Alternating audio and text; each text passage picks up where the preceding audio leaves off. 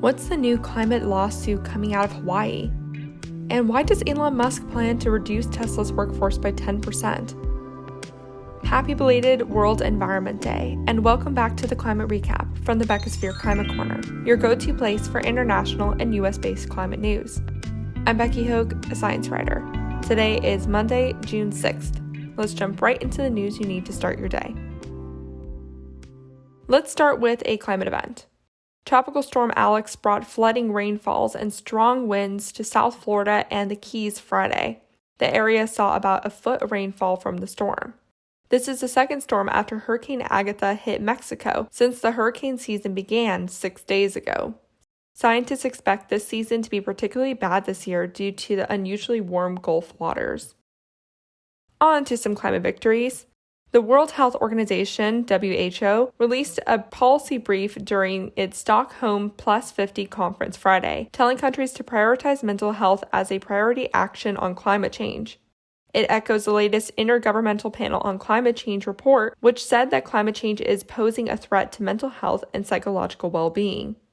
Yet, so far, only 9 out of 95 countries have included mental health in their national health and climate change plans. So here are WHO's recommendations for governments to address mental health.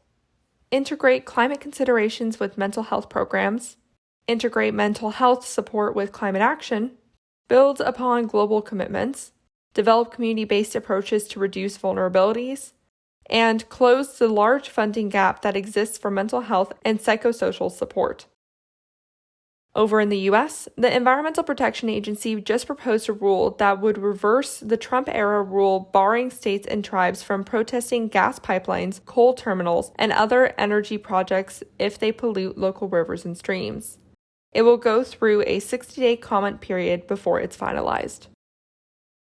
Meanwhile, 3 companies have backed out of leases in the Alaskan Arctic National Wildlife Refuge since Biden blocked exploration in the area.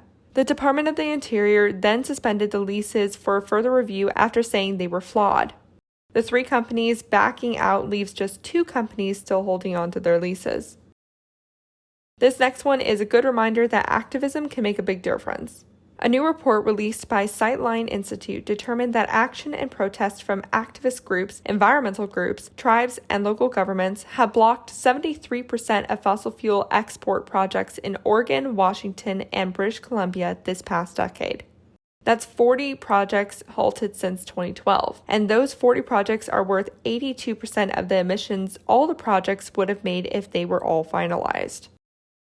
Continuing the state news, New York State Governor announced plans to build 22 renewable energy projects to achieve 70% emissions-free electricity by 2030 to reach net zero emissions by 2040.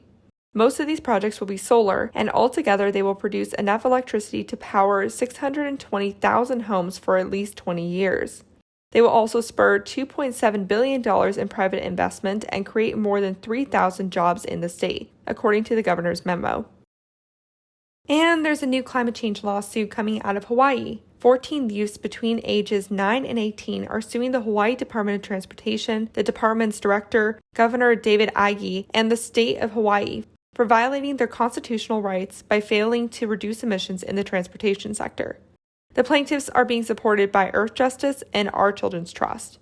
Since 1978, the state's constitution has guaranteed every citizen, quote, the right to clean energy and a healthful environment.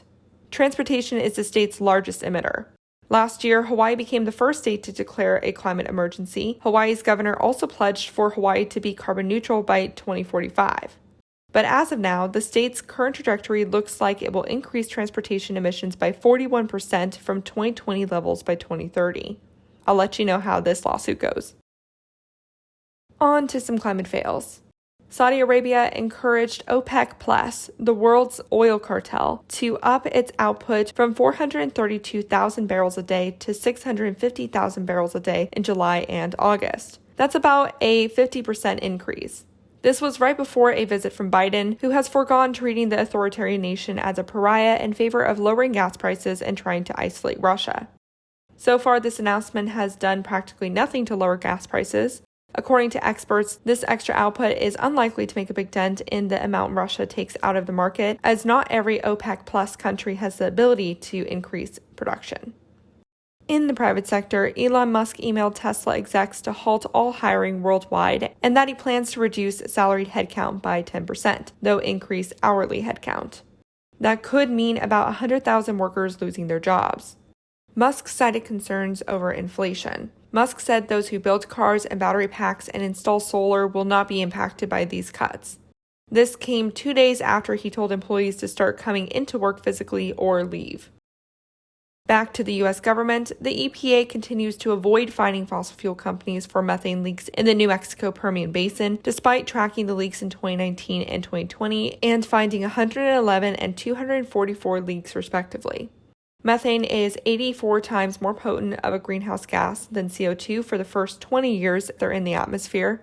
This investigation was on behalf of the New Mexico Environment Department. While the EPA issued consent agreements with 11 of the 24 fossil fuel companies with facilities in that area, it has only issued 3 fines for 2019 leaks. Everyone else was cleared because, according to the EPA, all the companies fixed their leaks. The agency says it's still reviewing 2020's data, but a comparison of leak coordinates for 2019 and 2020 show that some leaks are in the exact same spot as last year, suggesting companies didn't fix their leaks. No data was collected in 2021. But to finish up with some good chemical news out of the EPA proposed a series of regulatory updates, emissions requirements for bulk gasoline storage terminals, and the equipment used to load gas onto tanker trucks for delivery to service stations. These parts of the process are huge sources of emissions from cancer-causing benzene and other pollutants, so these new regulations can drop these emissions by about 36%. This effort is part of a settlement from a federal lawsuit the EPA lost against Our Children's Earth Foundation. The lawsuit stated that the agency was behind its Clean Air Act deadline for conducting mandatory reviews or regulations that date as far back as 1983.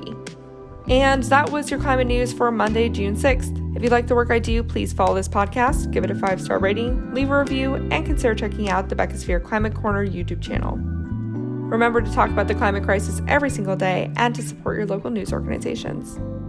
Bye for now.